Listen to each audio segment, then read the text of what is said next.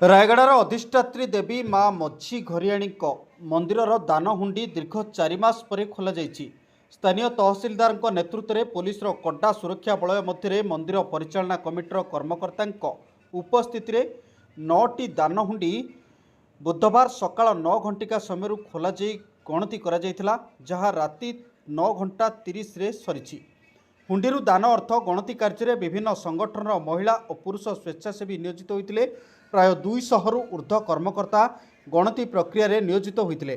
गणति कार्य नियोजित हो निजक भाग्यवान मन कर नियोजित एसएचजी महिला माने तेबे हुंडी समुदाय 19,15,422 टंका 53 ग्राम सुना 2 केजी 392 ग्राम सह रूपा सहित 33टी विदेशी मुद्रा मिली। विदेशी मुद्रा रे इंग्लैंडर 20 पाउंड 20टी 10 पाउंड 10टी